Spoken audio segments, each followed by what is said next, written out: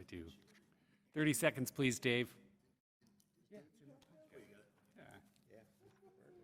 Are we live or no? 30 seconds. 20, 15, 14. We're at the tight ship, I told you.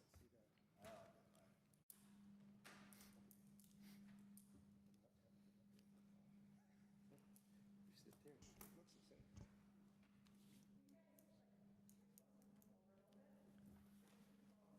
Good evening, and welcome to the August 13th Prior Lake Spring Lake Watershed District Board of Managers meeting. Our first order of business, would you please stand and join us in the Pledge of Allegiance? Steve? I pledge allegiance to the flag of the United States of America and to the republic for which it stands, one nation, under God, indivisible, with liberty and justice for all. Thank you. Our next order of business, we have a new manager this evening who's going to join us, and we're not going to have any fun with that as much as I would like to. But we're going to have the oath of office for Frank Boyles. So Frank, could you repeat after me, please? I, Frank Boyles, do solemnly swear that I will support the Constitution That I will support the Constitution of the United States of the United States and of the state of Minnesota, and of the state of Minnesota, and will faithfully discharge the duties and will faithfully discharge the duties of the office of manager of the Prior Lake Spring Lake Watershed District of the office of manager of the Prior Lake Spring Lake Watershed District to the best of my judgment and ability. to the best of my judgment and ability. Awesome. Congratulations. Thank you so And, much. Welcome to our motley little crew here. Oh, well, that's nice. All right, our next order of business, and we do have some folks in the council chambers, is our public comment period. Is there anybody in the chambers that would like to speak at the public comment period? Seeing none, we're moving on to the next item, and that is to approve the agenda. And the first thing, I'm going to check with my colleagues if there are any amendments to the agenda. Gents, seeing none. Diane, no amendments from you either. So I would entertain a motion to approve the agenda. Motion to approve the agenda? Second.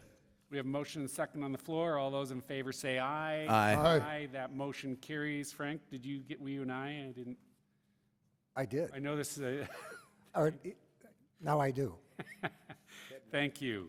So we're on to then other old, new business, and we have the intern update. Diane, intro? Or? Near the mic? Near the mic, Diane? Diane, the mic.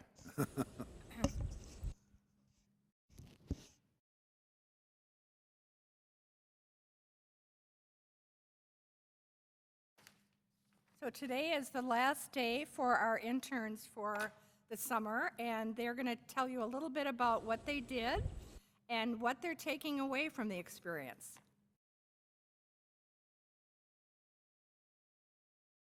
You have a PowerPoint by chance?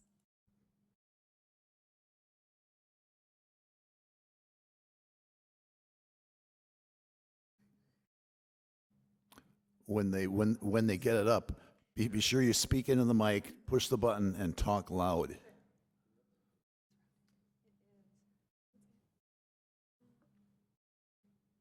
Oh, there we go. Okay. Great. That's good. Okay, so we're really excited to just tell you a little bit about what we did this summer. I'm Shauna, by the way. And I'm Katie Barclay.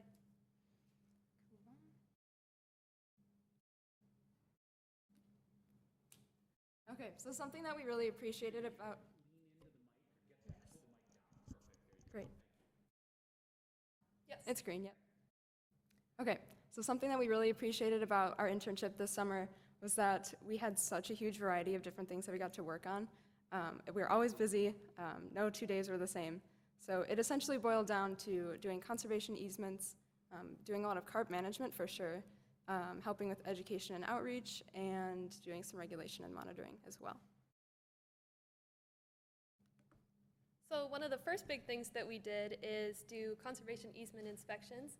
We completed 33 out of the 37 conservation easements that the district has. During these inspections, we looked for changes from previous years, noted any violations, and then took pictures of the easements. And then we used this data to update the workbooks and fill out easement reports. And then later in the summer, we completed a couple baseline reports, which just kind of show what the easement looked like at the time of its creation, which can be used for future reference. So like I said, we spent a lot of time doing carp management. We got to go electrofishing for the first time ever, which was great. And what I liked about having a lot of experience or getting a lot of experience in carp management was that I don't think Katie or I really had that much experience doing or working with fish or how they affect water quality, so that was really cool. Yeah, so we helped with baited box traps, carp tracking, and eventually we helped Catherine set up the volunteer opportunities there so that we could get more data even on the weekends and stuff and kind of get to interact with the community a little bit. It was cool. We got to see, especially like baited box traps from beginning to end. We got to see that whole process. Could I ask you to just, when you're talking, just put it right in front of the micro, right in front of your mouth, because I'm still having trouble hearing you, and I don't want to miss all these great things you've done. Sure, yeah, we'll just move it up and down. Perfect. That sounds much better. Thank you. Yeah, so we also helped with education and outreach activities. The first one being the Hike the Watershed, which was an activity for residents to help celebrate the district's 50th anniversary. And what you could do is you could hike around the different interesting spots throughout the district and learn more about what's going on there. So we created an informational pamphlet, we had a bingo card that you could fill out, and then we created a sticker that was used as a prize for completing the bingo. And then we also made a couple social media posts related to the Hike the Watershed or other events, as well as just informational posts about how district residents can help out preserve water quality. And finally, we made a few YouTube videos. We made 3 for our CARP volunteers to teach them how to use the equipment, and then we made this one, this little clip from it, which explained how a baited box trap worked and what we were doing and how effective they were.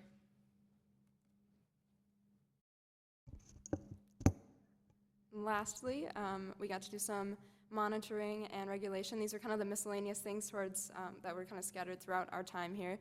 We got to go stream gauging and do some biobasing, help with volunteer camp sampling, and help Maggie with some permit inspections. So overall, we gained a lot of technical experience and skills. It was great to put into practice the theories that we'd studied in school into real-life work. We got experience with software such as ArcGIS, Adobe, and Publisher. We added to our knowledge of plant ID. We got to use stream gauging and bio-based equipment. And we also got to see how an integrated pest management plan worked as we helped with CARP management. So we each did our own individual project as well, just kind of on our own time. And I had 2 interests. One was CARP tracking, and the second was I just wanted to do a little bit more GIS in this job. So I tried to put them together and essentially wanted to visualize where are CARP at different points of the year, especially, so we seem to know a lot about where they spawn, and we know that they group up in the winter, but I was interested in seeing kind of those in-between places, and that can help us, understand those times of transition. And my project this summer was to make a story map about the overall 2020 CARP management activities.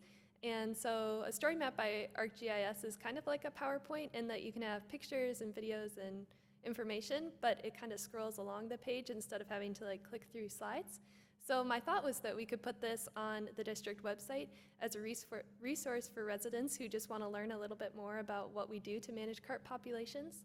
So it highlights some of the major activities such as electrofishing, radio tagging, stocking bluegills, and all those different things that we do throughout the year. And it's also broken up by season so that the residents can kind of see what's going on during that time of the year. So yeah, it also links to Shauna's story map because she's got lots of information about the tracking and it all kind of fits together.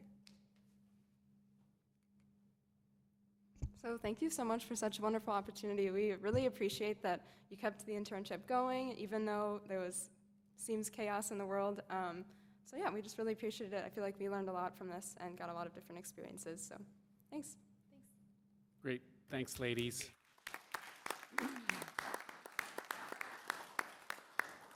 So I do have one, yes, I could see you asking. So I would say, so what was the one thing maybe that you learned that you didn't expect or that was different? What one or two things for each of you? I think biobasing was pretty big for me just because I knew it existed, but I had never seen it in real life or done it myself. And I think it would be really cool. I think if I get the chance to stay a little bit longer, I can get that into GIS and start doing other sorts of analysis with vegetation and CARP, perhaps. Okay. For me, it was just a lot of the work with the CARP. Like in school, you talk about, like invasive species and this, that, and you just kind of talk about the different solutions, but it was really cool to get to see those in action and be a part of that and see, wow, we just took this many carp out of the lake, that's, check that off the list kind of a thing. It was really cool to be that engaged with the project. Awesome, thank you. Anybody else? Yeah. Kurt, first. So Shauna, you've graduated. Katie, you're what, a junior, a senior? Yeah, I'll be a junior this year, so I've got 2 years left. And that's at where? What school? St. Ben's. Oh, at St. Benedict's. Okay. Well, maybe we can have you back next year. You never tell, huh? Yeah, that would be great. Thank you. Thanks. Steve? Yeah, I had a question on one item on your list. I didn't recognize what camp sampling on Little Pryor was. That's the Citizens Assisted Monitoring Program, and I believe it's run by the MPCA, and we've got a bunch of different, basically a bucket full of water quality equipment, and we send that out to different volunteers in the area, and they're able to go to their respective lake and do sampling that way. Bruce? Is it true you get up at 5 in the morning? Go after them carp? Well, actually, we start working at midnight when we pull midnight. the baited box traps. So yeah, we did that two nights. Shauna did it 3 nights. She just did it the other day. But yeah, we'll be up from midnight to 4 pulling the carp out of the baited box traps. That can mess up with your sleep pattern. Yeah, just a little bit. Frank? No question, just thanks for your service. Great. Thanks again, ladies. Appreciate it. All right, so we're on to programs and projects update.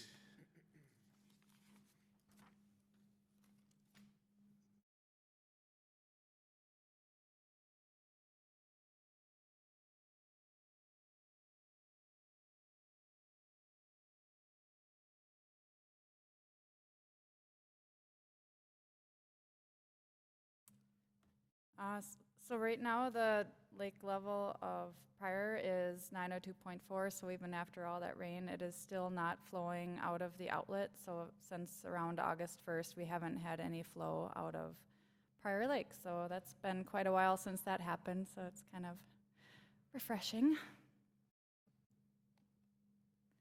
One of the other programs that we've been working on a lot this past month is BioBase, as Shauna and Katie mentioned. And BioBase is our vegetation mapping program. And what we do is we take a depth finder and we track around the lake, and it's capable of mapping where the vegetation is and then also how much of it is there. So if you look at the map on the left, the red is where the vegetation is growing nearly to the surface, green is somewhere in between, and blue is where there's no vegetation. It's also capable of making nice bathymetric maps down to 1-foot contours and mapping the bottom hardness. So, so far we've, with the combination of me and Jeff and the interns, we've started Spring Lake, Upper Pryor, Fish Lake, Jeffers Pond, Crystal Lake, and Lower Pryor Lake. So we'll get quite a bit of data, and as Shauna mentioned, if she is chosen to stay on, she can take these maps and put it into GIS and make a nice report so we can kind of see the changes over time. Right now we have all the data and we don't have it in a real easy format to look at from year to year, so we're really looking forward to her helping out us with that. She's really good with GIS, so thank you if she's still here. Oh, she's gone.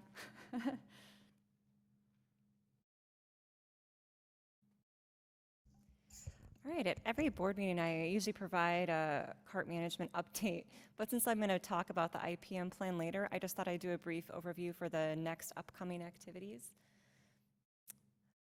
So on Spring Lake, we're still finishing up those baited box traps. We have 2 out there currently, and those will stay in there until mid-August. We'll also be doing micro hauls as opportunities arise. Shauna had that great map that she's created with those areas that CARP are hanging out right now. So we're using that to kind of dictate where we go for micro hauls and baited box traps. We also continue to track those pit tags and radio tags. We're working on stocking additional larger bluegills in the Geist wetland this fall. We will also be doing a Geist wetland electrofishing effort towards the end of this month or early September to make sure we get all those removed. Now that we're going to get this ferric chloride barrier installed by the end of this month. And then on Upper Pirates, a lot of the same. We do have one baited box trap that we tried in Mud Bay. Didn't work out so good. We didn't get a lot of carp coming over there. There's not many locations in Mud Bay, even though we know the carp are there, where we can put the trap. So we decided just to take it out and then put it somewhere else. Right now we might go kind of more closer to the landing. We're anticipating doing a baited box trap remover at that location, hopefully in the next couple weeks. We'll continue to do small electrofishing removals and do those micro hauls that we were talking about, including like a baiting and a netting. So we've been, trying these baited box traps in locations that have no residential docks on the shore, that have the right lake bottoms. But we could also do a clearing of an area and then bait a certain location that will be more successful, and then do a micro haul. So use that small block net that we purchased last year to do just like a few 100-foot section of seine net basically, and do like a small micro haul in areas that we bait them. So we're gonna maybe try that out later this month. And we're also gonna continue tracking and continue with that CARP training program. We're still trying to get them to come to a certain noise. And those are the next steps, but I'll be diving in deeper on like the success rate of these different CARP methods later.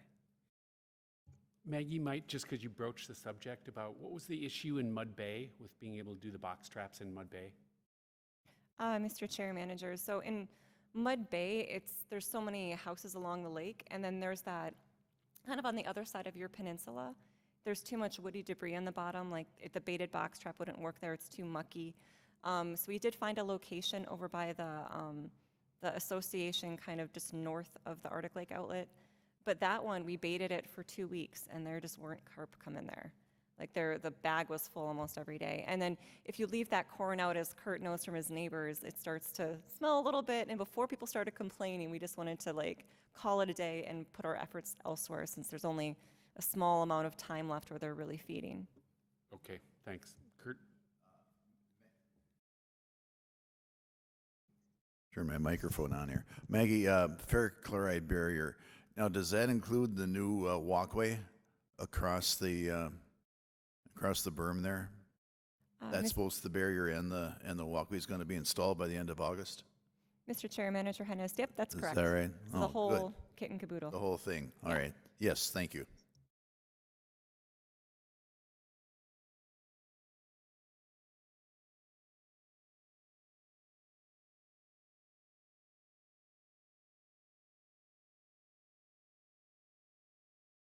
That's it? No. You know what? I did have one question, so I am gonna, that I saw when I read the update. I saw on the outlet channel, under the outlet channel O&M, so it's probably for Jamie, rock dams in the channel, contact owner to remove. Did we have an owner putting a dam in there? Can you comment on that, please? Yeah, COVID, people get bored. So we have a landowner that lives along the channel, and he made this really nice little beach with some beautiful chairs, and he put in a couple dams with rocks that went across the stream. So he had two different dams with riffles. It was really pretty. You get a nice little bubbling Yeah. to sit there. Yeah. There you So, go. yeah, we sent him a nasty gram, and he has since removed them, so it's back. Okay. Well, and of course, they were the rocks that we had put in, through our FEMA project. For the erosion control. Yes, and there was some erosion, and Jeff Of course. went out there and checked on them, and yeah, it does sound like a nice idea. I get it. was- If you're it was sheltering in place, that's a nice, great yeah. place to hang out, and when you want a babbling brook. I really felt get it. bad. I didn't know if I should invite myself over or. All right, thank you. All right, the next thing, we are back onto one of our favorite topics for 2020, the IPM plan status. So Maggie, you're back up. Oh, that's right.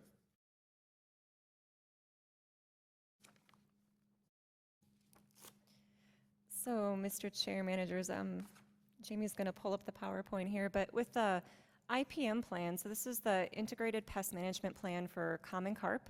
We've had it around since 2017, and it's meant to be a living document. So we update this plan every year, because as time goes on, we get better and more information, we do more things, we get more creative, and we want to make sure that this plan is usable and that we're meeting all our milestones and achieving all our goals.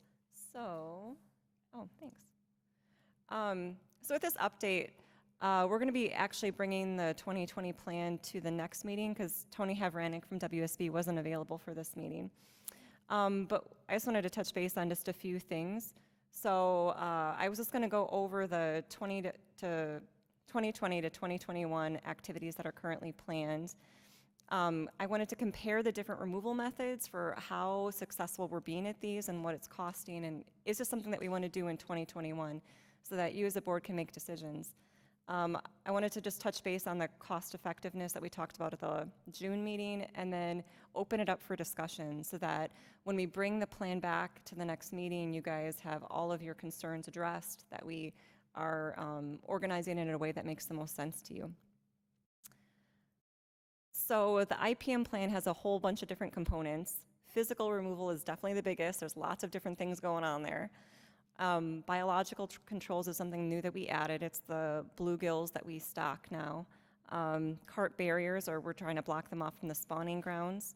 The data gathering and analysis is kind of what Shauna had touched base on. So we're tracking the CARP all the time with radio tags and pit tags, making sure we know where they're going, how many there are. We're always looking at the data. We do a little bit of education. We try to involve the public and make them aware of what's going on. And then chemical controls we haven't used yet. We did consider using it in the 1217 wetland when the carp appeared to survive over the winter, but that has since been a non-issue. But we do keep that in our back pocket just in case we need it, but it's a last resort. So you guys have seen this schedule before. Well, maybe not the new board members, but the others have. So this is all the different activities that we're doing with carp management. You'll notice that some are highlighted in yellow. These are ones that we're proposing to add for 2021. The other ones are ones that you've seen before. These also include the accelerated carp management strategies. So I wanted to include what we've done so far in 2020, as well as what we're planning for the rest of the grant period, for the 319 grant and the Bowser grant. So things that we're considering adding is installing a barrier at the tadpole pond. This is the location that's just north of the desilt pond. So if you went down ditch 13 and hooked a right before the desilt pond on this little stream, it would go to this little tadpole pond. It's a remnant water quality pond that the watershed district installed, I think maybe 15 years ago, 10 years ago. I can't remember, Carl. But anyway, we're finding that carp are going there during the spawning season. It's not a place where you can put a permanent barrier. It's kind of in the middle of a cattail swamp. So, but we feel like we can design a temporary one that we would just install every year and then take out. So we're working on that right now, and that would be installed next year. We also added this line for micro hauls. So we haven't done this in the past, but we're starting to try to do that this year. When there's opportunities and carp are grouped up and it's not big enough for a seine, it doesn't make sense for one of our traps, we're gonna go in and try to remove them with our nets. The gill netting pilot project is one that we started this year. Gill netting is not allowed as a removal technique for commercial fishermen right now. They are allowed in other states like Iowa, Wisconsin, but not in Minnesota. So we've been working with the DNR to get permission to do that. They let us do that little pilot project last spring, and I'll get to the slide in a second, but it was pretty cost effective, and if we can get permission, we'd like to keep doing that. And then stocking bluegills in the 2 lakes and the other connected ponds. This has been supported by the Spring Lake Association and the Prior Lake Association. So we do plan on adding that. We're already having, the Geist wetland stocking, but we're going to add these and other connected ponds like the tadpole pond until we can get that barrier up. So that's all the things that we're doing, and this kind of goes through the list. I'm not going to dive into huge detail unless some of the new managers would like an overview, but no? Okay, great. So we are doing a whole lot of stuff. So what I really wanted to hit on today was how effective all these different techniques that we're doing are resulting in. So this is just 2020. So from January 1st until now, this is how we're doing. So in Upper Prior Lake, we've removed a total of 2,000 carp, just about, and about 18,000 pounds. And then in Spring Lake, we've removed about 1,700 carp and 11,000 pounds. So obviously, and Manager Hennis always brings this up, the most cost-effective thing we can do is get a really good seine. But it doesn't always happen. We don't control all the factors. If we could, we would love it, and it would be something we would do all the time, but we just don't control all the factors, and we're trying our best to manage those, but this is what we're doing so far. If we had not done all these other things, it would have been 0 for the year, because before we were just using seines. So believe it or not, this is a really good result. So what I did is I took the pounds removed, and then on some of these, with like the removals, for example, with electrofishing, gill netting, the Newman trap, we don't always separate out the time that WSB has by removal type, because it's all lumped into one sum into the grants. So I did my best to kind of guesstimate on some of these, but this is the approximate cost for these removal methods. So electrofishing, for example, is about $10,000, and I took that amount and I divided it by the pounds removed to get this price per pound. Because what Tony will help me with when we bring this back in a month is he'll help me tell you how much that equates to pounds of phosphorus removed in the lakes. This is just pounds of carp. But that equation that he works on is very complicated, and I did my best to try to do it without him, but like it's challenging because he considers the acreage of the lake and the volume and all of that, and I could not do that. But anyway, so this is the price per pound of carp removed. So if you look through all these, they're all pretty similar, like around 2 to 3 pounds. This microhaul was just really cheap because we found that carp were kind of hanging out in the Northwood Pond, like right where we put up that barrier. We were able to scoop them out, so it didn't cost very much to have WSB help with that. The Newman trap and the push trap are the two that we weren't sure how they were doing. So I'm going to do the Newman trap first. This is the one by the Arctic Lake outlet. It was this big net that we had with the fike nets leading the carp in, but they can't find their way out. We only ended up getting 184 carp, and this approximate cost includes the investment in that trap. So that doubles as a baited box trap. So we knew that even though the net was really expensive, that we could use it for other things. So we kind of took that gamble. So this year, with the removals that we had, it's $14.51 per pound, but next year we already have the equipment, so next year the price drops down to like $3.14 if we had similar removals. And that's assuming that we're going to get some WSB help on installing that. So then if you go down to the push trap was a little bit more cost effective than the Newman trap, but it goes down significantly because with the push trap design that Jeff Anderson came up with, like, we don't need a lot of WSB help. We can do it all of ourselves, which is perfect. So it ends up being incredibly cost-effective after that first initial year. And it kind of is a self-sustaining system. And we had some issues with it early on, just trying to get those tines to work. The idea is that the carp push through the system and then it flips closed on them and they can't get back out. So we had some issues in the beginning, so we do feel that it will be more effective next year. And it's definitely something we want to try. Now, the Newman trap, even though we got more removals out of it, it had a lot of issues with it. It's a little bit too big.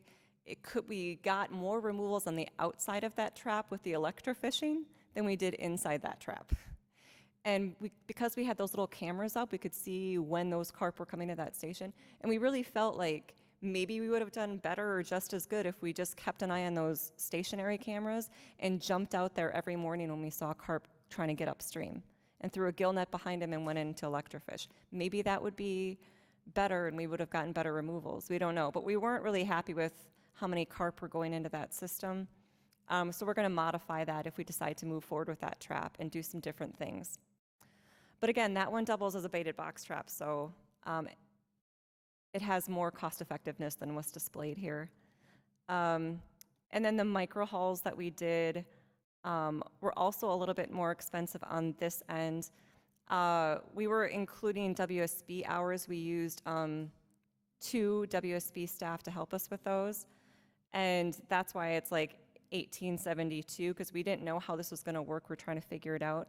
But now that we've kind of done it a couple times, we can do this on our own. We've got the materials. We're not going to get huge removals with this. And that's why it kind of drops down significantly in 2021. I assume limited need for WSB assistance. So this is kind of comparing the 2020 cost to the 2021 cost. I also wanted to just kind of show again the carp population estimate on both the lakes just for reference as we're talking about this. So if we hadn't done these small removals, we wouldn't have gotten that little bit of a drop. I know it's not as much as a large haul, but every little bit counts. And this is especially important for when we get down to that management level. The large seines, we don't want to wait until the population rebounds to go for a seine. We want to make sure we have all of these little micromanagement tools in place so that we can keep those population levels down and not rely on those large seines eventually. We're just not there yet. So the cost benefit comparison that we brought to the June meeting. So just as a little background, again, I wanted to touch base on this so that we know like this is pretty cost effective. So the upper Prior Lake alum treatment is intended to last 10 years. So I took the pounds of phosphorus per year that was promised in the grant, and I multiplied that by 10, and I divided that by the total cost. So that gives you like $1 per pound for what that would cost for the lifetime of that treatment. I did the same thing with carp management. I took the pounds that we reduced from the original numbers every single year, and I added them all together, and then I divided that by the amount of money that we've spent since 2015. So again, it's dollars per pound. Same thing with the ferric chloride system. Jamie came up with this great thing where she did a 25-year annualized cost because that's the lifetime of the system, right? So we're looking at this, trying to compare apples to apples as close as we can. So the dollars per pound goes up with all these different treatments. Fish Point Park was an incredibly cost-effective project. It was grant funded, but at the same time, carp management and the alum treatments are still our best bet. And the ferric is doing pretty good too. So kind of bringing all that to your attention, I know it's a lot of information. I want to have a discussion about all these different efforts. If you see value in it, if you have any questions about it that we can answer in the plan update, if there's anything that you're like, that's not as cost effective as I think it should be, explore this, don't do this. I'd like to have that discussion with you now. So I have 3 kind of different discussion sections. The multiple seine efforts. We kind of brought this up at the June meeting. In the 2021 proposed budget, I put $10,000 in underneath the rough fish management for this, and that's just adding 2 to 3 additional seines beyond what the grant covers. So it would be the same amount of effort that we put in this year. I want to do again next year just to see if we can get more removals. Those efforts that we did just in 2020 was a 300 pound per year reduction to annual phosphorus loading. And that's only as long as we can make it last. So, but that was for this year. So it was pretty cost effective, even though it didn't lead to a lot. The specialized carp traps we kind of talked about. So it's the Newman trap that was in Mud Bay, the Anderson trap that was in the de-silt ponds, and these baited Bach traps that we're doing now. This number here, this dollars per pound of carp removed, that's the 2021 estimate that I came up with. So that's not the 2020 number, that's the 2021 for next year. And this is what I proposed in the budget. This is getting WSB's help to install that Newman trap, making updates to the Anderson trap, helping us with those baited box traps, installing those. That's what it would be. And then the last category is just the other removals. The gill netting pilot project that we did, the 2021 budget includes 2 more efforts of that. I like to keep continuing to see how successful that can be. the micro hauls, getting WSB's help on that, and the bluegill stocking. So I'm going to let Mr. Chair, you and the managers kind of start the discussions on figuring out what you would like to discuss, if any of these topics, and we'll bring that to the IPM plan discussion next month. Perfect. Surprising, I'm going to kick this one off. So Maggie, I think this is great. I think what this confirmed for me is our issue with the seines, because conditions had to be perfect. When I looked at your totals of about 30,000 pounds that we've removed, more than half were done then by these other approaches that we've done, which is part of the reason that seines, even though they're a great bang for the buck if you can get them, but if you can't, this is our way. So we already got half of that population, and my guess is as you are continuing to learn how to run these, so I think this is exactly what we were looking for on a higher level. I'm sort of curious that you've already put some dollars in here with a cost per pound, so then you've done an estimate maybe of what the capacity of some of these other tools, there may be a little more certainty around those, because the seine is rather uncertain, but where do you think we're going to be with respect to how many pounds do you think you can remove next year, and where are we going to be versus the goal? Mr. Chair, managers, I am still shooting for that 30,000 pound haul on both lakes. I really want to, I don't want to say we're only going to get one of those. I want to still shoot for both and do the other removals too. I just want to hit it hard until we get down to that management level. Yeah. But sorry, let me try restating that. So I knew that the seines those are the big unknown, right? You're either getting them or not, or you get smaller numbers like this. But with all of the other stuff, let's say that you do some estimate on the seines. Maybe we get one. Maybe we get 20,000 pounds, but we get another 15,000 pounds. When you've done a budget estimate, sorry, because I'm not asking it well. The dollars that you have in here for the specialized trap, for example, you have $16,000 and you have a price per pound. What's the math on the amount of CARP, on the pounds of CARP being removed from all of these activities that you currently have targeted for 2021, and where are we going to be at with respect to the goals that we're after, right? So it's just, the data is probably there, but I can't do the math that fast to figure out where we're going to be. But you've got, 2 pounds. You got 30,000, and I'm going to do it right now. You got roughly, if you got 2 pounds, $2 per pound per carp for the specialized trap, $16,000, you're 8,000 pounds. Do I sort of have that right? So you get 8,000 there, and maybe similar on the other removals. You got another 16. Is that the kind of, and then, so that's sort of what I'm thinking about. I'd love to see, that's where we're going to track versus getting to that goal. That's what I'm after. You've convinced me again that this stuff is cost effective and we should continue to do the variety of things, but that's just something I would like to see in the report. Does this make sense? I can get some scowling from Diane. So have I not been clear, or probably? No, I was just thinking about it, because I think what you're getting at is we had a goal of 30, kilograms per hectare? 30 kilograms per hectare, yep. Yeah, and so how are we doing reaching that goal? That's what it is. This is what we're after, right? And that's then we got to do the maintenance level. Yep. Yeah, Mr. Chair Manager, so Jeff and I talk about this a lot, like at what point does it stop being cost effective? And so I think maybe building that into the plan would be a great idea, keeping us our eye on the target, and we can definitely add that in. It might take me a while to crunch some numbers too on that and give you some good ideas for planning. Well, that's what we're after, right? To bring this down to that maintaining level. And then you can figure out which of the strategies are the appropriate ones to keep in the place that are cost effective, so this thing doesn't get out of control again, right? That's sort of what I'm thinking, was to get you into a position where you can figure that stuff out, and by allowing you to do this and play and figure these out and what works and what doesn't, adjust next year. Because again, I'm going to gather you're not always going to just stop doing something, but you're going to improve it or fix it at some point. Maybe then you peel something off. It's just you can't figure out a way to make it work at all. So then gone. So anyway, anybody else?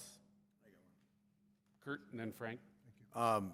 So the real question is, if we get lucky, knock on wood, and we hit a big carp seine on both Spring and Upper Pryor for like, let's say 16, 17 ton, and we get it down hopefully to this 30 range, do we still want to do a lot of this at first? You know what I'm saying? In the spring or summer of next year, if we hit it big during the winter? Mr. Chair, Manager Hennes, yeah, that's exactly it. So we're gonna, after we get the populations down to that management level, seine's no longer going to be an option. And so we're going to have to increase electrofishing efforts, making sure we get all those stragglers, keeping an eye on those spawning grounds, like those carp trying to get upstream to see how many there are. So the job never ends, but we can get it down to a management level that we can do it entirely by staff. Frank? Two things. First of all, we have various traps here.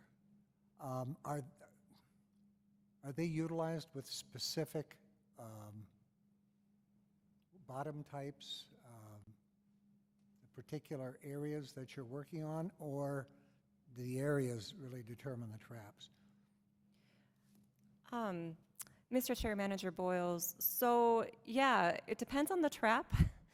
Like for the push trap and the Newman trap, for example, they had to be at spawning locations, like areas where the carp are going to move upstream. So that was very specific. So that Arctic Lake outlet, they're trying to go upstream. The desilt pond leads upstream on ditch 13. So those are only suitable for spawning locations. The box traps have to be not too deep because we have to be able to walk around them. They have to have like sandy, firmer bottoms with not a lot of plants growing, otherwise they get tangled up in the net when we're trying to pull it. Can't be a lot of woody debris. It's got to be an area where there's not a lot of houses nearby. So that one is very specific, and there aren't a ton of spots on Upper Prior Lake. There are a few on Spring, and we're trying each of them to see how successful it is, but it's hard on Upper Prior. Trying to see if that's green or not, sorry. Thank you very much. Do we have enough experience with the various types of traps to know whether or not it's win or lose like it is with seining? Apparently either win big or you don't win so big. Any idea on the rest of these traps, even though their take is not nearly as much? Mr. Chair, Manager Boyle, so the Newman trap and the push trap, we just made up. Like, it's completely experimental. Nobody's been doing this that I know of. There's something called a Williams cage that's kind of similar to the Newman trap, but different. So this is just us coming up with our crazy ideas. Bruce? Yeah, Maggie, I know you're doing a great job and learning a lot of new things about this carp and how to remove them. What have you learned from these, preventing them from reproducing? We have done some stocking of bluegills and the barriers. Is there any indication or any data that you know of how well that's going? Because if we're not really keeping them from reproducing, it's a losing battle as far as I'm concerned. Mr. Chair, Manager Loney, so we were a part of the University of Minnesota's bluegill study on the 1217 wetlands. That indicated that there was like 100% predation in the little pond that they stocked both bluegill and spawning carp in. So like there's 100% predation on the eggs. We know it works. But U of M is still working on studies to figure out how effective that is. But we're just stocking it because we saw that happen firsthand and we know it works. So we're stocking them, but there's not a recommended stocking rate or enough data to know how effective it is. We just know that it works. Okay. Steve? Maggie, thanks for the great work. I'd like to see in your numbers something added. Each carp that we remove has a potential to have 1 million eggs each spawning season. So I think the numbers are more significant maybe than you're giving us. And also another point, I believe some people in this room were part of the reason we have the option to choose any carp seiner that we want. Do we have the ability to find the best one out there available? Mr. Chair, Manager Pawnee, so we're now part of this Metro CARP group that we organized with all the different watershed districts. And we had 3 different fishermen in our watershed just this year. That's unheard of. It's crazy. So yeah, we're finding the best one for sure. We have Don Geyer as our area fisherman, as you know, and we're working with also Riedemann, and then Joe, I forget his last name. But so we have 3 different fishermen we're working with. We also, as part of this Metro Carp Management Group, are hoping to connect with these commercial fishermen in their group, because they have a group here in Minnesota that all collectively work together for seines, and try to better coordinate with them as a group, kind of competitively bidding and making sure that they know that there's opportunities out there.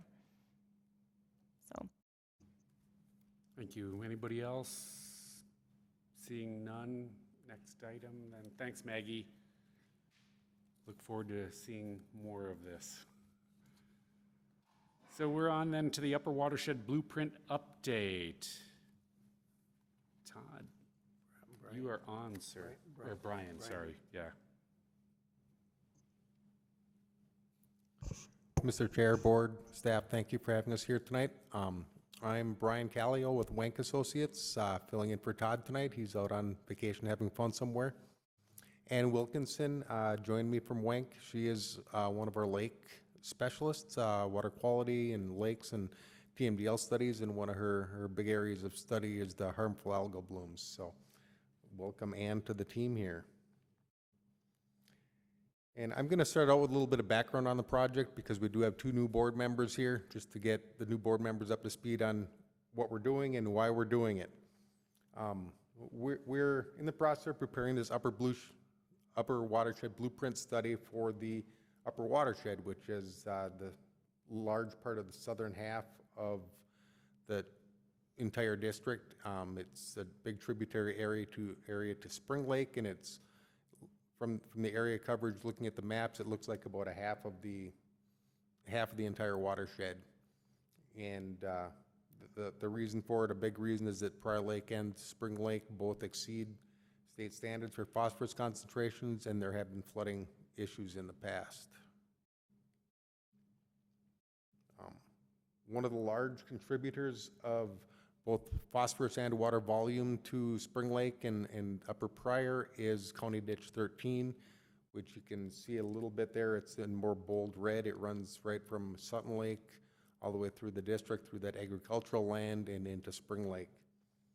And we're also considering alternatives for other streams and other areas that are flowing into Spring Lake. And then what the objectives of the project are is we want to move the needle towards improved water quality and improved recreational use for Upper Pryor and Lower Pryor and Spring Lake. And to do that, we need to identify some project opportunities in the upper watershed where we can treat or store stormwater, reduce flooding, reduce phosphorus loading going into Spring Lake.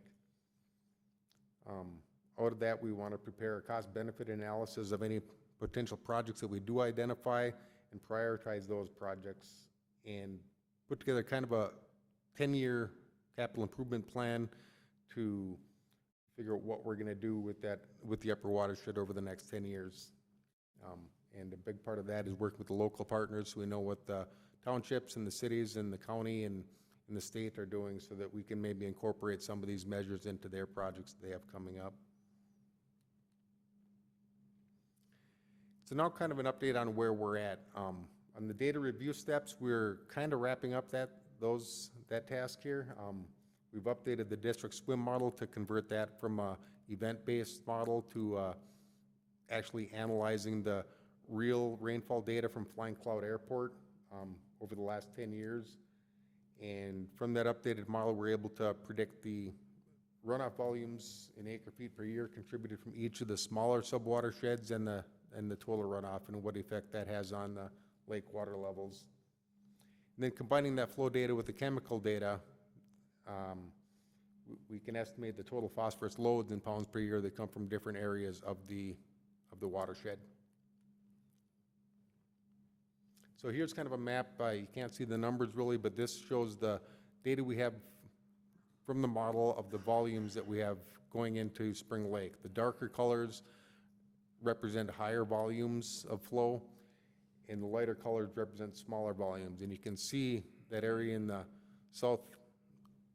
southwest around Sutton Lake and just north of Sutton Lake are some of the larger volume contributors, and also the area in the center of the watershed that drains up through Buck Lake and Fish Lake.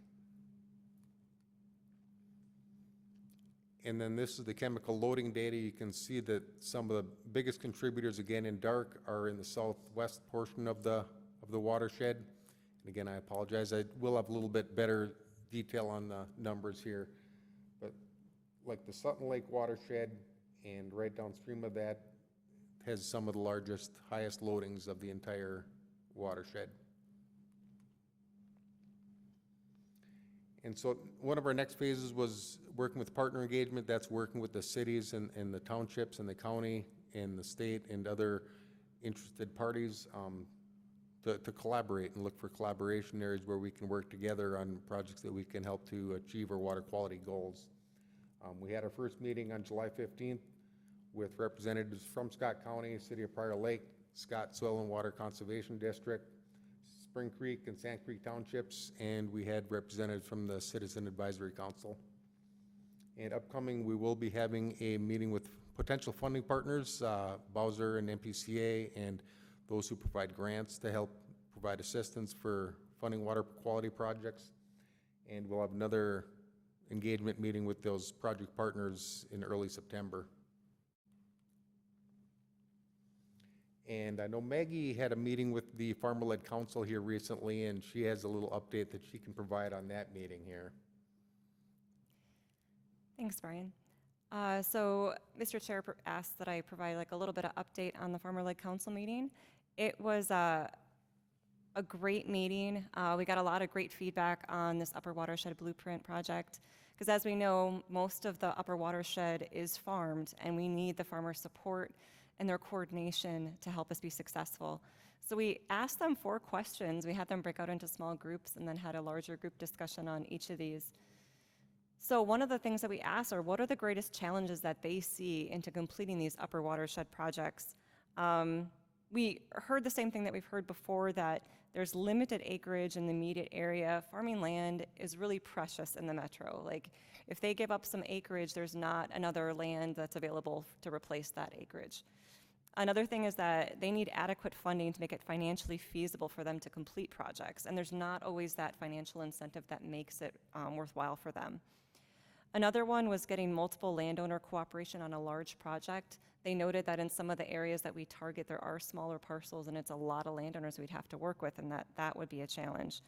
But mainly, it was just finding win-win solutions that was going to be challenging.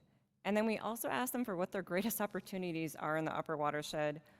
One of them was that we need to look to the source of most of the water, like dividing it into sub-watersheds like Wank has done, and targeting those areas that are really going to have the most bang for the buck. One of them was that we should research benefits of pattern tiling and creating underground storage below farm fields. And just to look into the research on that. There's a lot of bad thoughts about tiling, but as we've seen from Discovery Farms and the University of Minnesota research, there are some situations where tiling can be beneficial to flood reduction. We also need to help farmers face problems on their property and find win-win solutions again. They mentioned erosion, unprofitable field areas that could be great opportunities for collaboration. And then for new ideas, we asked them, bring us your crazy ideas. Like, what do you got? One of them was finding stormwater ponds or wetlands that are actually contributing phosphorus. The farmers are very up to speed on the data. We've brought in many research people from Discovery Farms, University of Minnesota, and they're aware that some stormwater ponds and wetlands are actually sources of phosphorus, and they think that we should investigate that in the Upper Watershed. Another one was wet soil management. They have wet soil in their fields. They asked us to look at swales in low areas and to manage small amounts of water as well as large projects. Another idea was to make a bigger outlet to Prior Lake, but we already kind of know that's something we want to look into. They also talked about targeting swamps for storage, creating bench systems on the sides of it, and unusable land. One of the farmers mentioned a possibility of installing weirs on low-lying, unproductive fields to hold back water. And then, most importantly, we asked them, how can we connect with them better? We need their support. We don't always have a history with these farmers. And how do we connect with them? So they said, and I love this comment, it was communication, communication, communication. Let them know early, let them know first before we put a map of their property up on a PowerPoint. Just communicate with them. And they also let us know something simple, which is please call them. Don't send them a letter, call them. They also said to pay attention to development causing flooding issues. I guess there were some recent issues upstream from developments where they felt like it caused more flooding on their fields, and we need to be respectful of that and respond to them and feel like that they can come to us with any problems that they see. The biggest and best thing I think that came out of that meeting is that we asked them directly, can you help us connect with these farmers? A lot of the times the Soil and Water Conservation District or us, we don't have relationships with these people. And if the farmers on our farmer-led council know them, we ask them, can you be our liaison? Can you bring the two of us together so that the project is more likely to happen? And they said yes. So we're definitely going to use that as we identify these areas to help them make that bridge and hopefully connect with people that would otherwise might have been unreachable or unwilling to work with us. So that's the update. It was really good.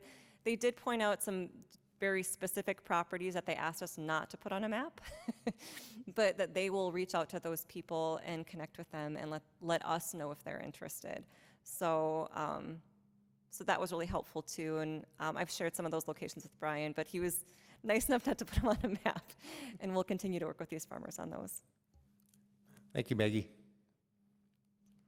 Maggie, if I could, question? Go ahead, Kurt. I have a quick observation. This is what we should have been doing at least a year or two ago. Just go right up to them and flat out ask them, is there any land available? If not, what's the problem? What can we do? That's what we've got to do. We can't keep, tippy-toeing around these guys. And I know some of them people, they're great farmers, but they're farmers. They're not water people, They want to put every acre they can into cultivation because they figure that's where they can make the money. Thank you. So I'm going to counterpoint a little bit on that one. As you've heard from me too, as we've chatted about this issue. So this is the first time that it was broached with this group. This group represents the bulk of the acreage in the watershed. This group is open-minded. It's first of all, they are part of the farmer-led council, so they care. They're open-minded, but they too don't know exactly where the projects ought to be. They clearly, to me, they have suggested they're willing to work with us. And the SWCD is who they have a lot of trust built up in working with the SWCD, but they are open-minded. We don't have a specific project to ask for yet, Kurt. So, well, no, but we're getting there. That was the purpose of this, and part of the reason I asked Maggie to bring this up is because you have been strongly interested in our conversations to have that subject broached, and it was broached on a high level, conceptual level with them, and they're open. We need to also remember, though, that we need to do stuff that's also, so it's a win-win for them. They have a business that they're running up there, and so some of the asks that we might have, we have to understand that this could have an impact on their business. And so we need to make sure that in some of the concepts, and what we heard pretty strongly from one of the individuals who was willing to step up when we asked for this question, is to say, take a look at some of these drain tiles that the current perception by those of us often in the suburban areas, and myself will be included, I always had this sort of negative view of what these were, that they just sped the movement of sediment and phosphorus down to the lake. And I have become aware that there are other approaches to do this that would allow them to still do that and while store and filter that water sort of on site rather than to send it downstream. But it's something then that may help them because they can make their farm more profitable, right? So because they do need profitable farming. It's not just farming the areas that aren't productive, that are costly, but it's to do the productive stuff. So if we can find a path that can help them be productive in building and growing their business and allow us to get this, I think that's the synergies that we're after. And they're open-minded. We don't have projects, so we're getting there. It's probably a long-winded counterpoint, but we're working on it, Kurt. The timing is there, and that's what we're doing.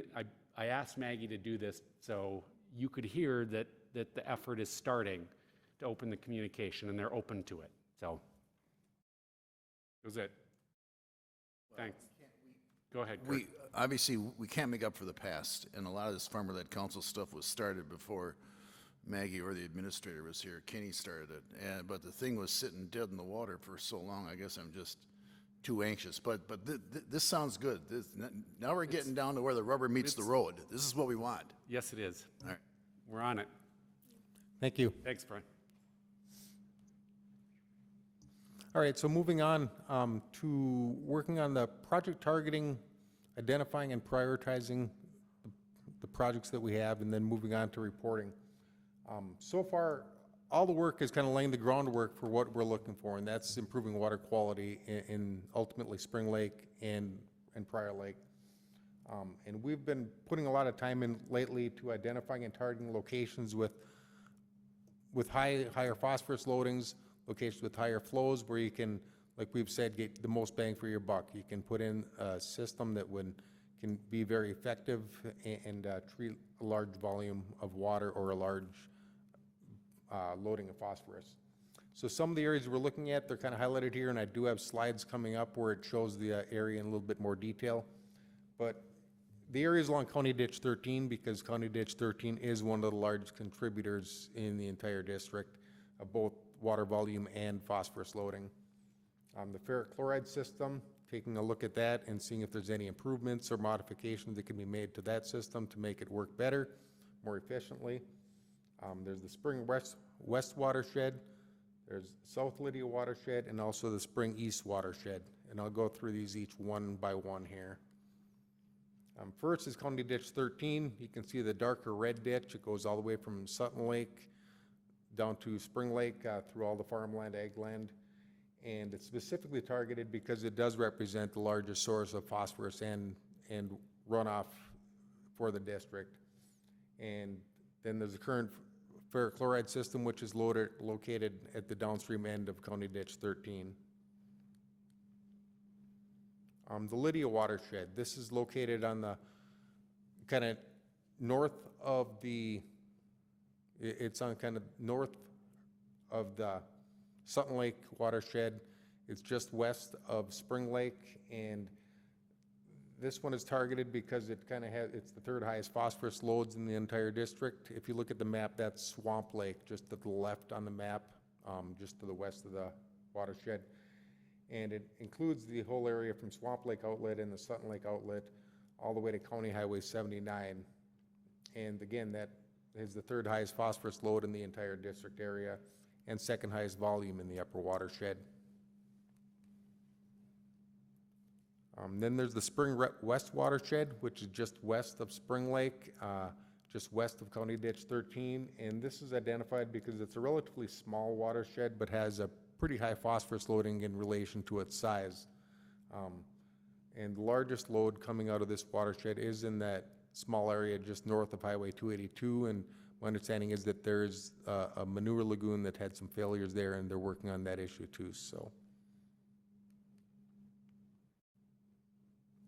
And then another area that we looked at is the South Lydia watershed, which is in the far south end of the district, just east of Sutton Lake. And again, it's the fourth highest phosphorus loading in the upper watershed and the third highest runoff volume. And so that's an area to target to look at for project opportunities for both water quality and water quantity treatment and management. And last but not least, this is the only area that's identified here that's not on the County Ditch 13 system, but this is just east of Buck Lake. And again, this is the Spring East watershed, and it has relatively high phosphorus load relative to the discharge volumes. So, you know, you can have a higher amount of phosphorus, but a very low volume, which maybe gives good opportunities for a very cost-effective treatment system. Then moving on to our project schedule here. just like tonight, we're looking to provide monthly updates to the boards and the staff so that they kind of see where we're at and where everything's going.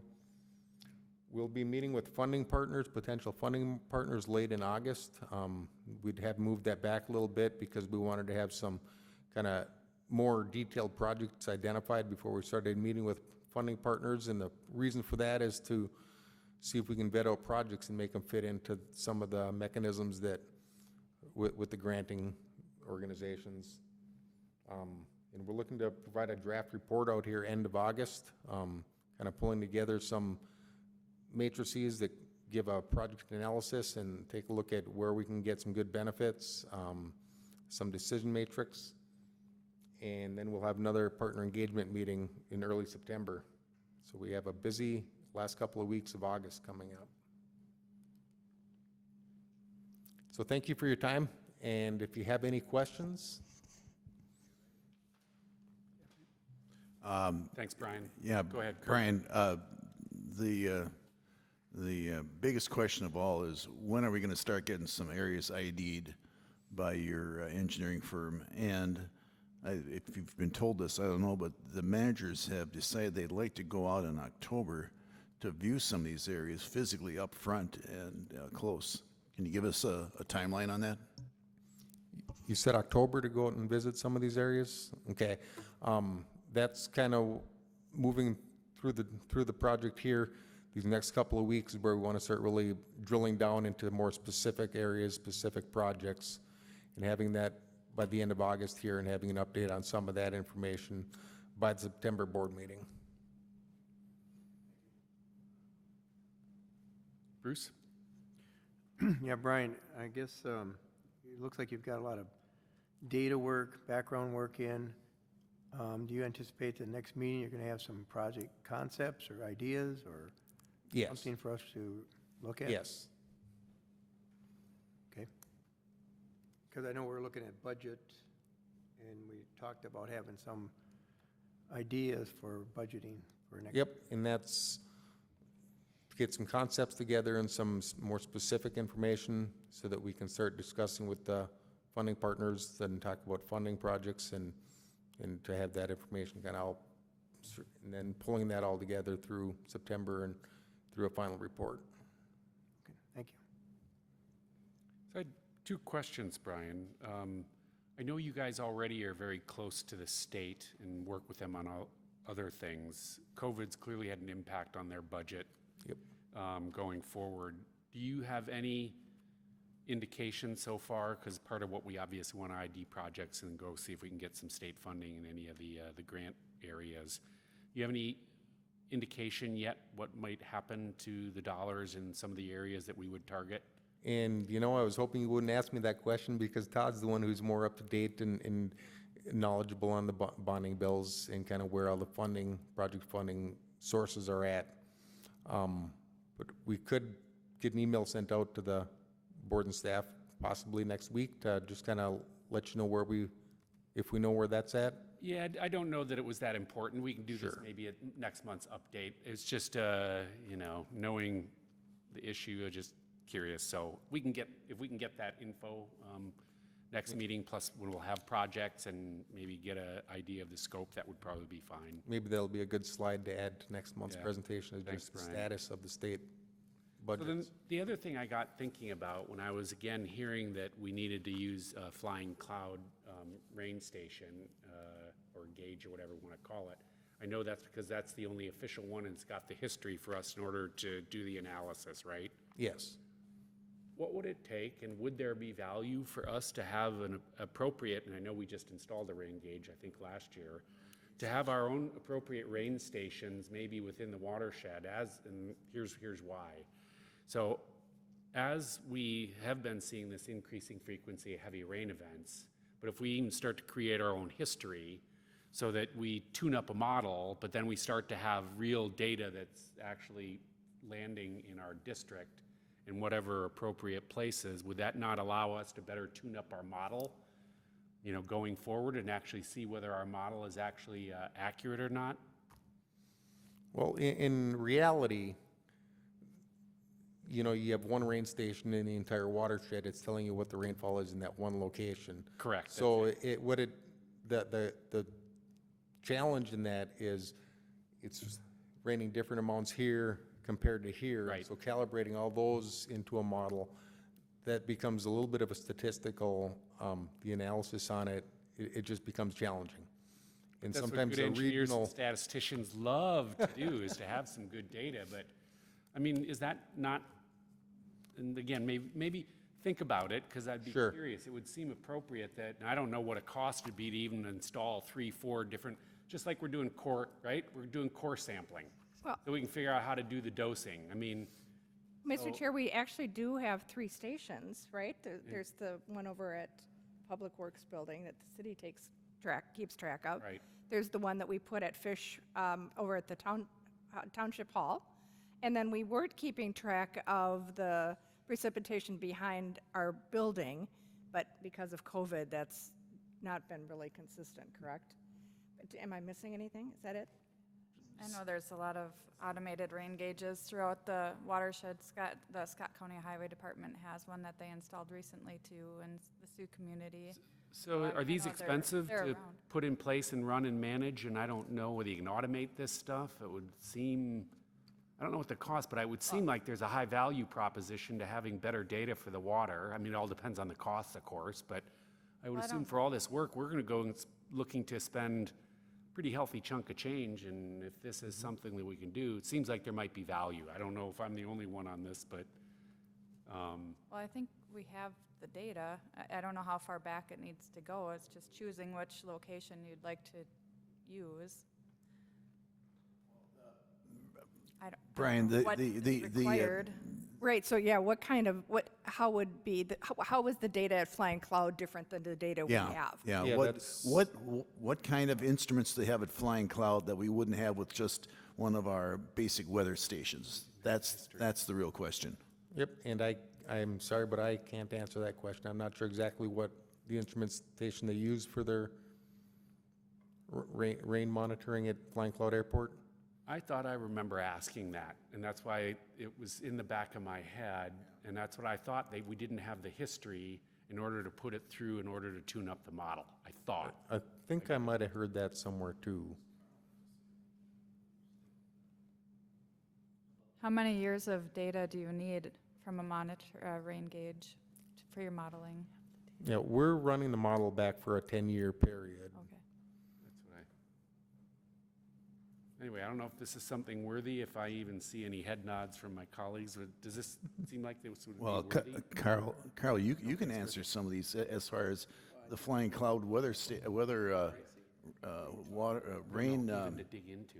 Is this worth digging into? apparatus versus, the little weather stations we have. Is it the same thing? Can they be converted? What kind of expense are we looking at? So I think the main question is there value in having your own network? And the answer is yes. And that's something that we've talked to with Jamie over the years. And at one point we said, let's get at least 3 distributed across the district. And that's the goal that you guys achieved, and have that for 3-4 years or something like that, I believe. At least maybe a little longer, but they're inexpensive. I mean, $500 unit for a tipping bucket rain gauge, and they're data loggers. They take some maintenance and protection, but it's a relatively small cost for having local data compared to other efforts that you do, for sure. Okay, thanks. Anybody else? Bruce? No. Okay. I think that's it. No other questions. Thanks, Brian. Thank you. Thanks for the update. So we are moving on to fish stocking. Maggie.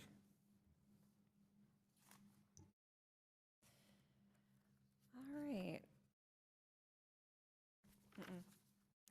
So, Mr. Chair, Managers, so at the June meeting, Christian Morkeberg from the CAC had brought the fish stocking recommendation to the board, which was approved, but at that time, staff had asked to come back at the August meeting with a proposed official stocking quote, as well as more information about what donations we were going to get.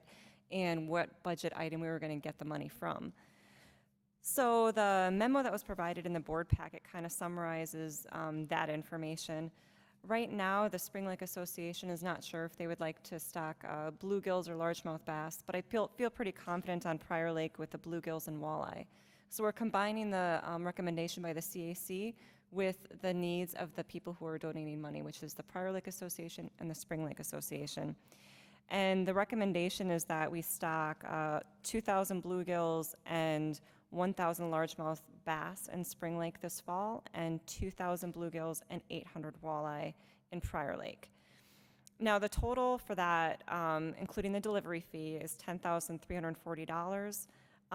Right now, the Spring Lake Association, I heard just, I think today, might donate more than that $1,000 and bring it up to $2,000, but they also might want to consider stocking walleye and following the Prior Lake Association's lead on that instead of the largemouth bass.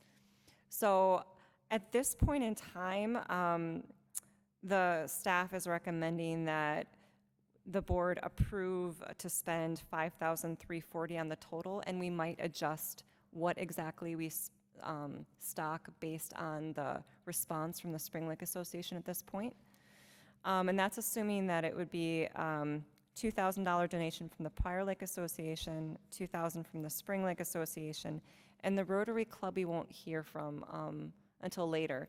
But I suggest, or staff is recommending, that we cap how much the district levy is going to be spent, just for planning purposes, and that we move forward with that based on those donations from those organizations. And so we're proposing that that funding should come from the education and outreach budget and be moved over to rough fish management in the operations and maintenance category. And that's where we would keep this line item for this year and then for future years. That's where we would budget for fish stocking. Thank you. Go ahead, Kurt. Interestingly, I just got an email as a member of Spring Lake Association asking whether we wanted to look at walleye or largemouth bass.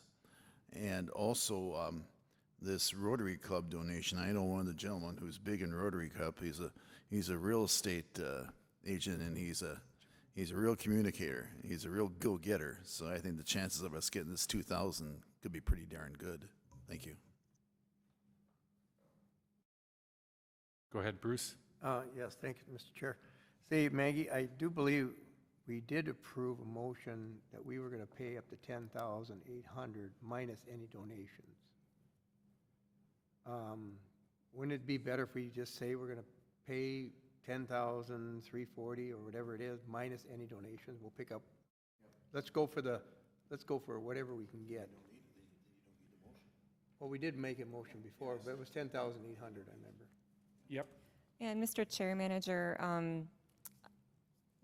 Loney, I think we were looking to have emotions that it's coming from a budget, because before a budget was not identified, and I think that needs to happen, right? Yes. Yes. It does.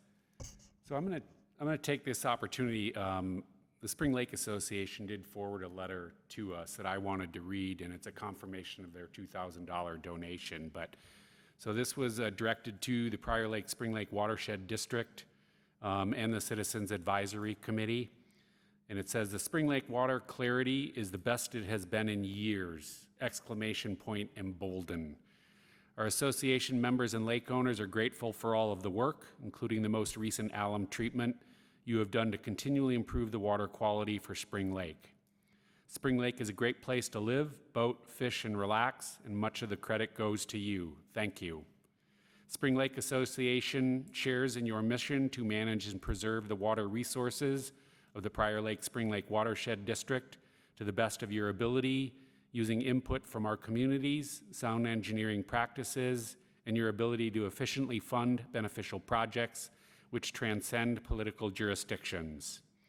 We are also thrilled to confirm that we have increased our donation for this fish stocking in Spring Lake to $2,000. We are also delighted that the Prior Lake Association and the local Rotary chapter are making donations as well. We look forward to partnering with you to confirm the types of fish being stocked. We look forward to receiving final details about the fish stock in October, so we can be there at our landing for a small presentation and photo opportunity. Thanks again for all you do to ensure we have clean water in Spring Lake. And so while this was addressed to, of course, the district, it's not just the board, it's staff and the district. 5 was not clear in the beginning, and the CAC. Anyway, so an awesome letter. I don't know that we've ever gotten one of these, but it was a very nice letter to receive, and certainly made me feel good for the work that we've been doing, and I would hope you too for staff and for the board. So this is really marvelous to see, and to see them step up with some dollars in donation, and they're pretty excited about this opportunity. So with that stated, I will support also the change in the motion, the up to, because I think that leaves the capacity for the Rotary to come in here. So with that, I don't know if there's any other conversation, or would you like to make a motion, Bruce? Yes, I would like to make a motion. I would move that we approve the stocking quote up to $10,340. Is that going to be enough? $10,340 minus any donations that we may receive, and to move its approval. And then we can deal with the location of the budget in a second motion. Thank you. So do we have a second? Second. We have a motion and a second. Any further conversation? Seeing none, all those in favor say aye. Aye. That motion carries 5-0. Thank you, gents. So the next item, we need to come up with, they've got a recommendation on moving 5340 from the educational and outreach. So Bruce, do you have some thoughts? I would move to move the, whatever amount of money for, in the stocking that is our responsibility, from the 626 education outreach 2020 budget to the 611 operation and maintenance budget. And if that's not sufficient, draw on reserves. Oh, I think we need to, right? I think we have, it would either be. We have a confirmed 4, so Is we're. the 5340 all that is in the education? Mr. Chair, managers, if it's like around 5340, which doesn't take into account, we just got a $2,000 check, not just 1,000, we're fine taking it out of the MS4 budget. Yeah. Gotcha. Taking 10,000 So it out would be- is a lot more, but, Yes. you know, at the bottom line, I think we're fine. I think we're fine, but I'm just clarifying. So it's right now that 10,340 that we have confirmed 4,000 in donations, so the maximum amount we need is a 6. Yes, I have 6,340. a check today from the Spring Lake Association, so we know we've got that. Gotcha. Okay. Great. Thank you. Okay. You want me to amend my motion? Please. Okay, I'll amend my motion to move $6,340 maximum from the education and outreach to the operation maintenance budget. Do we have a second? Second. We have motion and a second. Any further conversation? Seeing none, all those in favor say aye. Aye. That motion carries 5-0. Thank you, everybody.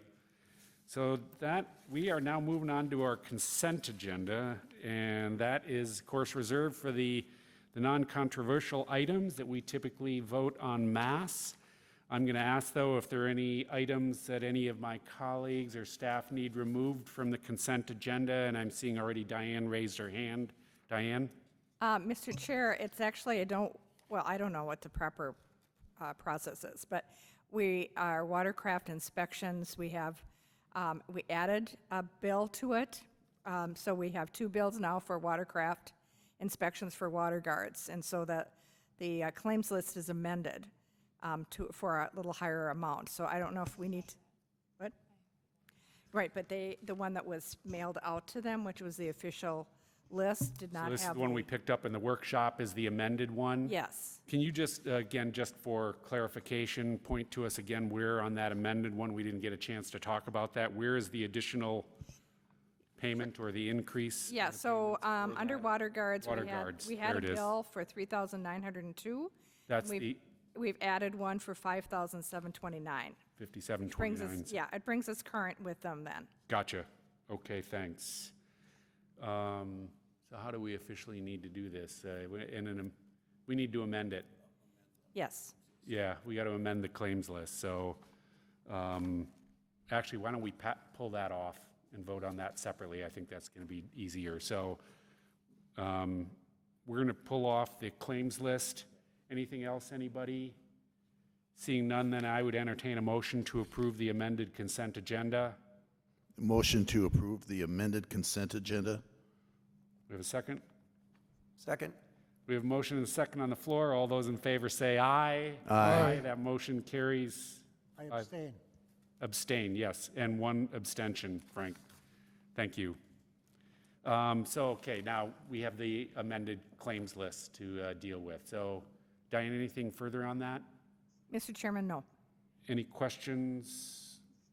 Anybody? Seeing none, then I would entertain a motion to approve the amended claims list. Motion to approve the amended claims list. Second. We have a motion and a second on the floor. Yes, sorry, I paused for a second. You threw me for a loop. All those in favor say aye. Aye. Aye, that motion carries 5-0. Thank you. No abstentions, yes. I knew why you needed to abstain. Thanks, Kurt. Yes. Okay, awesome. We are then moving on to the next item, and that is the treasurer's report. Bruce, sir, you are up. Yes, thank you, Mr. Chair. Okay, this is my first crack at doing a treasurer's report. I've taken Charlie Howie's previous kind of format and worked with Chris Shadow here to kind of get things a little more fine-tuned, I guess. So going through this, what I've done is I did the cutoff at the end of the month for Old National and Northland Securities. And working with Chris Shadow, then there is a reconciliation details that he gets on checks that have been written but haven't cleared the bank. And there was a big $262,000 check from HAB. I don't know what they're doing, why they're not cashing that, but they didn't cash it. So that's a big amount, $288,000 still hasn't cleared. So that's in, so the security or the cash on hand with securities, the bottom line is $846,871. So we looked at future revenue then. We did get an additional, I guess, first half settlement. Diane sent an email on that. It was $36,313. And then we're estimating the second half levy payment coming in December of around $672,987. The grant money that we still anticipate, we did get news that we're going to get the second half of the alum treatment for Upper Pryor, and other grant money that we see coming in that we've analyzed. And that's one of the things that I've worked with Chris and Diane with, trying to figure out what grants do we have approved, what money is coming in, or what money is still to be coming in. So we guessed at we didn't guess, we actually calculated $44,602. Future FEMA reimbursements, which is something we talked about, Mr. Chair, that I need to get a better number. The number I got right now is $646,986. There might be more. I think there's more being requested, but I think that's a conservative estimate right now because we don't know if we're going to get our additional money from FEMA. In fact, we don't know if we're going to get any money from FEMA. We got to wait and see. And then investment income is $1,400. So subtotal, we have $2.473909 in dollars at the end of the year. So expenditures, if we spend the rest of the budget, from the monthly reports that you get, if you take what we have approved minus what we spent, that's that number. But there's some money that we probably won't spend at the end of the year. The bills come in later, so that's, we estimate $112,000. Estimated PLOC expenditures, $163,000. So then we have a total expenditures, and we say revenues minus expenditures. Really, it would be cash and investments less expenditures, $1.266 million. We have restricted funds of that money, of that $1.266. That's PLOC funds and permit and deposits. So it totals of $503,000. So our projected end of the year reserves would be $763,000. If you look at Chris Shadow's expected cash flow, that does check out. When you look at the cash flow, if you add up the restricted plus the end of the year cash reserve. So if we get everything, the FEMA numbers, the second half levy, we will be in pretty good shape. We'll still have pretty good funds for reserve. Yeah, and then we also looked at cash flowing. And I did talk to Chris today, in his numbers, he does have cash flowing out. It didn't show up very well, but it shows that we did cash flow out the Sutton Lake project. The 207 is showing in December, plus in that 170 is some portions of it. So we do have the entire project funded if we want to. So worst case scenario, if we didn't get the FEMA, we might have to cash in our securities, but we would have enough money to do the project. With that, I'll take any questions. Great, thank you. Anyone have any questions? Well, yeah, I have one, Bruce, if you didn't notice. So one of those securities is maturing right around that time. This Goldman Sachs for 250,000 K is maturing on January 7th. Yeah. That's correct. Anyone else? Then I'm going to take mine. I had a couple. So Bruce, one of the things I noted, of course, and I know this probably from a cash flow. So again, the Sutton grant. Do we have any idea when that Sutton grant, how long after those dollars would flow? I know this will already for sure be into a 2021, I'm yeah. assuming, but Diane depending will have to ask that. Mr. Chair, managers, what I do know is the money, the state has the money. Because the reason why we're getting it is because somebody else didn't. They didn't get their project done. So this is money that they kind of hold in reserve for just this case. So I haven't asked, however, once we give them the bills, how long it takes to get paid, and I can ask that. Okay.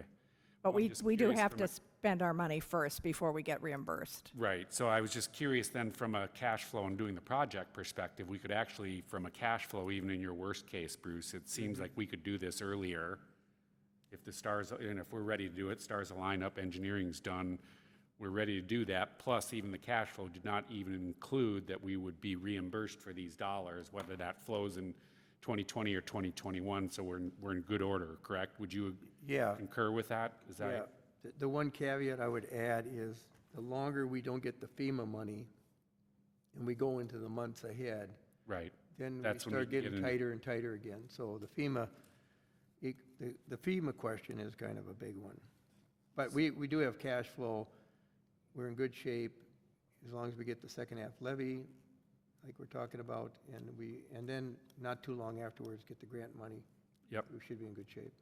Okay, so then I had two other questions on this. What this got me thinking about, and we haven't had the need prior to being in this situation, especially with these big outstanding amounts due, and the uncertainty with the levy payments, is starting to look already at doing one for 2021. And maybe we need a cash flow for 2021 because of that.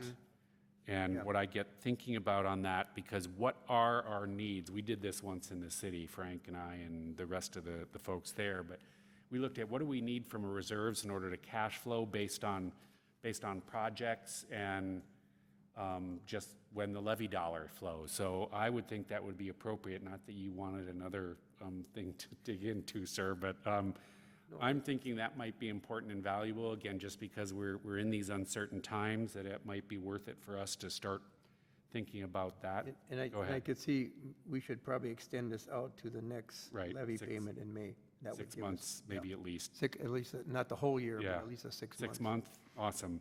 So and then the last thing, had you heard anything more about whether the county's estimate of 75% collection had changed at all? That's still their current estimate?